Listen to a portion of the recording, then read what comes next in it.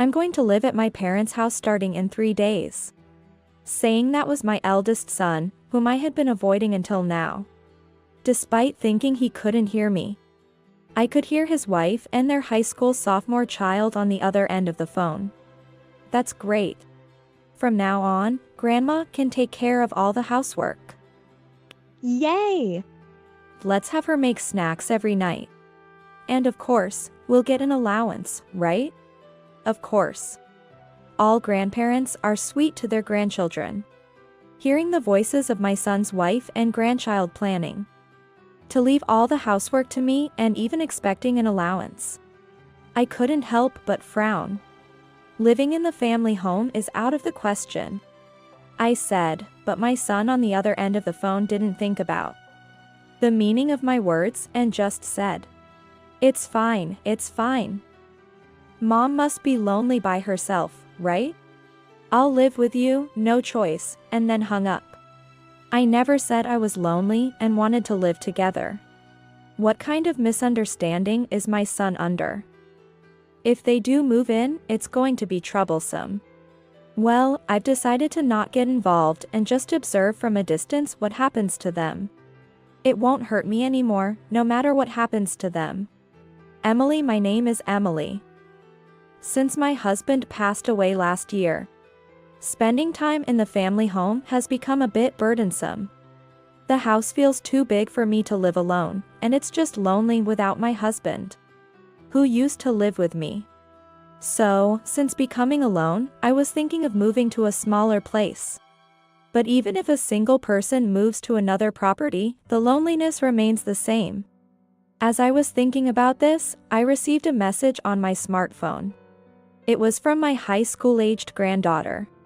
"Grandma, I'm coming over today, let me stay over." Catherine, the daughter of my son Tom, occasionally asks to stay at my house like this whenever she wants to stay over. It's always when Tom and his wife Jenny are not at home, so if I refuse, I would end up leaving a high school student alone at home. So, I don't have the option of not accepting Catherine. I replied, "All right, I'll be waiting," but my message was left unread. Neighbors and classmates with grandchildren always say, "Grandchildren are so dear, they wouldn't hurt even if you put them in your eyes." I can do anything for my grandchildren. But recently, I've had a different opinion. Even if they're grandchildren, incompatible people are incompatible. I've never said this to acquaintances who adore their grandchildren, but it's what I've been thinking in my heart. Catherine often stays over at my house, but staying over doesn't necessarily mean we get along well. The reason I feel I don't get along with Catherine is due to her attitude and personality. On that day, Catherine came in, threw her shoes off at the entrance, and quickly headed inside, going straight to the fridge. No Western sweets, like cream puffs or cake. I thought you would have prepared something since I contacted you. She entered the house without any greeting or request and immediately started checking our fridge. Anyway, she would request whatever she wanted for dinner. So I hadn't gone shopping yet, planning to go together. "Catherine, you need to line up your shoes at the entrance. It doesn't look neat otherwise." Yes, here comes Grandma's nagging again. "That's why Mom and Dad don't want to live with you, you know? I never said I wanted to live together, so it's fine. Besides, I don't want you to feel embarrassed in public due to these habits. So I have to correct you." Catherine always disliked it when I pointed out her habits or behavior. It seemed that her mother, and my son's wife, Jenny, felt the same.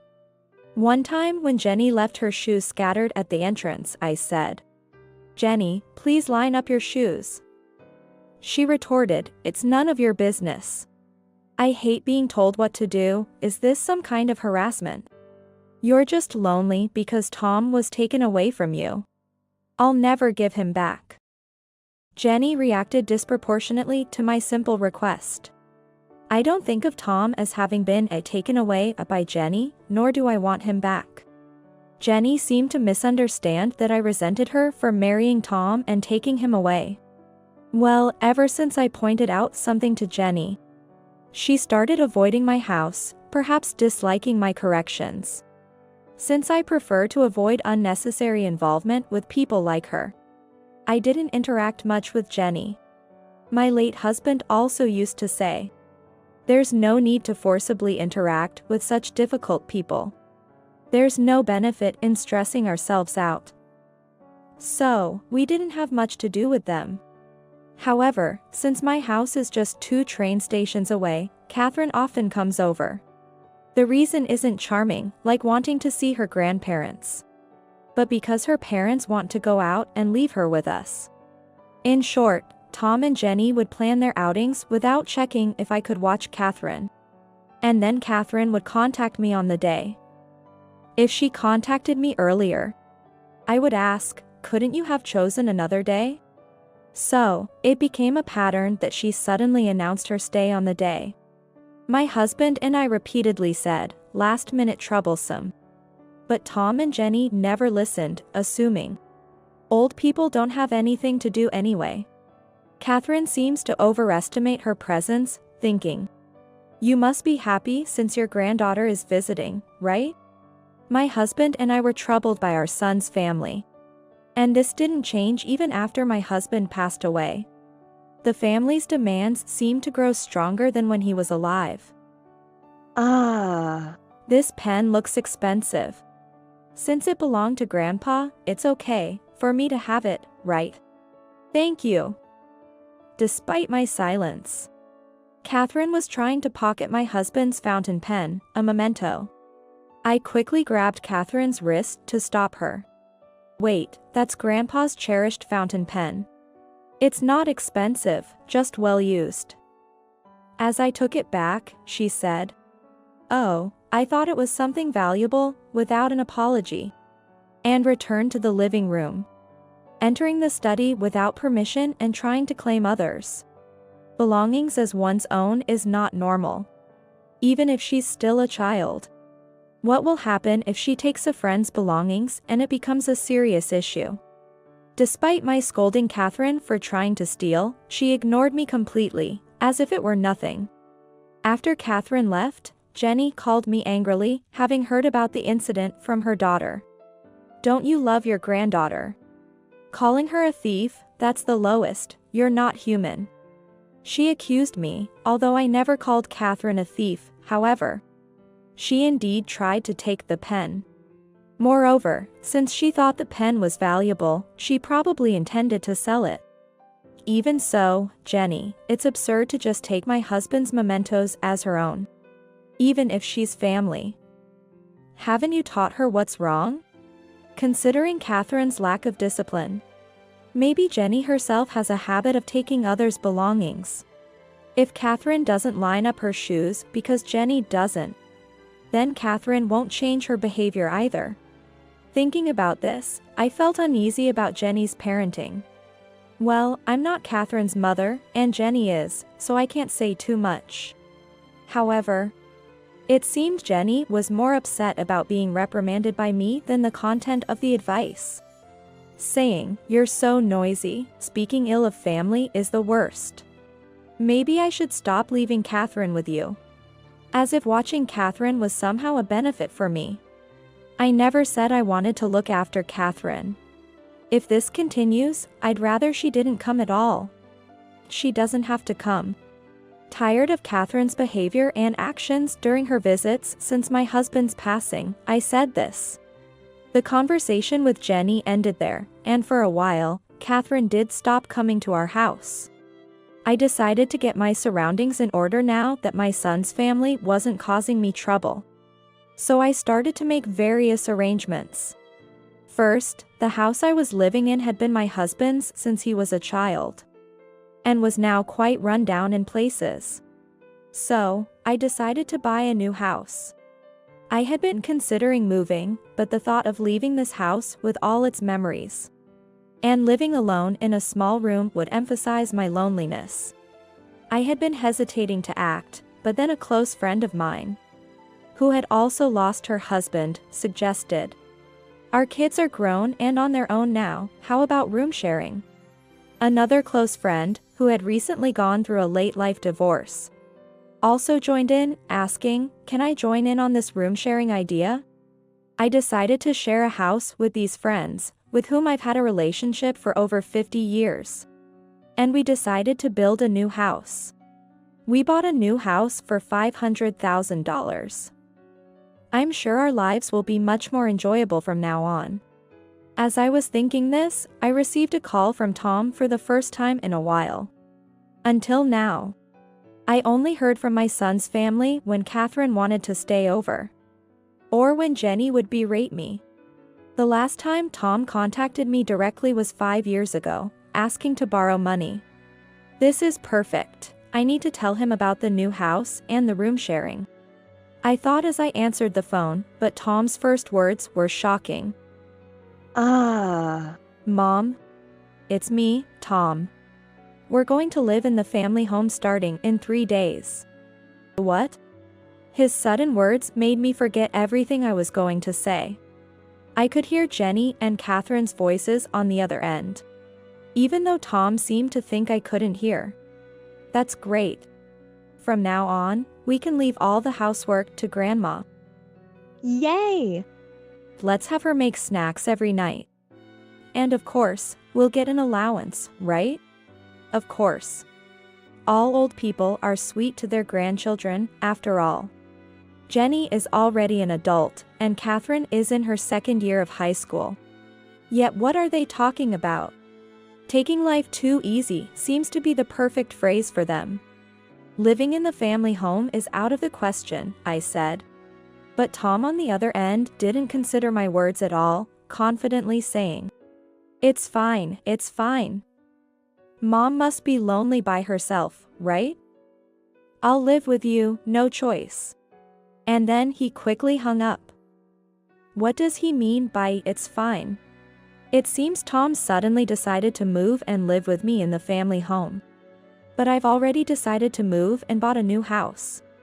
I've already moved my belongings into the new house. And I'm about to start a shared living situation with people I trust. Yet, without listening to what I have to say, he plans to move back into the family home. That family home is being demolished. By the time Tom insists on moving in 3 days, the house will have been completely demolished and not fit to live in. But when I tried to call back, Tom wouldn't answer my phone. It seems like he has blocked my calls. He just says what he wants and doesn't listen to me. Jenny and Catherine are the same. I usually don't contact them, so I wouldn't know if they've blocked me, but this time, all 3 of them have shut me out. If that's their attitude, then it can't be helped. I could inform them of the current situation through relatives, but I don't feel obliged to go that far. I've decided to focus on my new life and pretend I don't know anything when they move into the demolished family home in 3 days. Then, on the fateful day 3 days later, I happened to be near the site of the family home for some business. There, I saw Jenny standing dumbfounded in front of the now vacant lot where the house had been. It seems Tom and Catherine weren't there. When Jenny saw me, she ran up to me, looking like a gaping fish. "Mother-in-law." "The house." "Yes, the house is gone, so why are you here? You came to my house, right?" "But as you can see, there's no house, I've moved." As I answered Jenny with a cold gaze, she stammered. Where did you move to?" trying to find out my current location. Emily raising an eyebrow, I responded, "Excuse me. Why would I tell you that? I certainly don't want you to barge in. Assuming you're doing me a favor by living together. But, barging in, we were doing this for you. Which mouth is saying that, I wonder?" 3 days ago. Tom made the call, so they probably thought I couldn't hear their voices. But I heard both Jenny and Catherine. "You were going to dump all the housework on me, and what was it? An allowance. I don't recall ever agreeing to become your servant or your wallet." As I spoke, Jenny's face, which didn't expect me to have heard, turned pale. Well, even if I hadn't heard Jenny and Catherine's words at that time, I surely wouldn't have considered living with my son's family. I didn't think that at all. Even as she paled, acknowledging the truth in what I had said, Jenny began to lie. Catherine and I are truly concerned about you. Ever since father-in-law passed away, you've been alone in that big house. We thought you might feel lonely, so we regularly sent Catherine to the family home. Thanks to that, you weren't alone and must have felt reassured, right? I could only feel incredulous at what she was saying. I let out a big sigh. Hearing my sigh, she flinched, perhaps thinking she shouldn't upset me further. Not that it matters, my mood is already very bad and it's not getting any worse. I don't want any more involvement with my son and his wife anyway. You know, I have felt lonely living alone. Then. But do you think I would find peace of mind allowing a granddaughter who thought about stealing and selling my dear husband's belongings for money to suddenly come into my house? Would anyone be happy to have a thief sent to their home? But, it's something your granddaughter did. Even now, Jenny can't admit that what her daughter is doing is theft. In other words, a crime. Or does she know it's a crime but thinks it will be forgiven anyway because it's family? I was just appalled by Jenny's optimistic demeanor. Doesn't she realize that living together is something I wouldn't even consider in this situation? Anyway, I have no intention of living with you all. That's terrible. We've already canceled our lease at the apartment we were living in. We even told you we were moving. You're the ones who decided to move without my consent, right? I said living in the family home was out of the question. Despite my clear stance, Jenny still wants to paint me as the villain and themselves as victims. She said to me, crying. But you never explained it properly. It's your fault for not explaining. As she raised her voice, I did the same. You expect me to explain when you've all blocked my calls? That's impossible. Enough already. I said to her, and she seemed surprised by my reaction. Tears retreating, and weakly sat down, mumbling, but. What made them suddenly think of living with me? When I asked, I found out a shocking state of affairs about my son's family. It turns out that Tom, Jenny, and Catherine, while living in an apartment, made noise whenever they liked without considering their neighbors. They frequently received complaints about the noise. Moreover, Jenny had been caught stealing cosmetics and such when visiting other moms in the same apartment building. It seemed they couldn't stay in the apartment anymore. Cancelled the lease, but I suspect they were asked to leave by the owner. It's all your own doing, isn't it? I'm cutting ties with you all. Goodbye, I said and hurriedly returned borrowed items to my neighbors. And left before Tom and Catherine arrived. Later, Tom and Catherine arrived at the now empty lot of the family home and screamed in shock. The neighbors, knowing about my troubles with my son's family, looked at them coldly. Unable to bear the stares, the three of them soon fled. With nowhere to live, the three turned to Jenny's brother and his wife. They agreed to let them stay for a while, but with conditions. If you don't find a place within a month, you're out. And they demanded compensation for any touched belongings. Now they're searching for a place. Those three need to understand that they are deeply disliked by others. As for me, I'm enjoying my life with my two close friends in our shared house. For now, I plan to enjoy life without any contact with Tom, Jenny, and Catherine.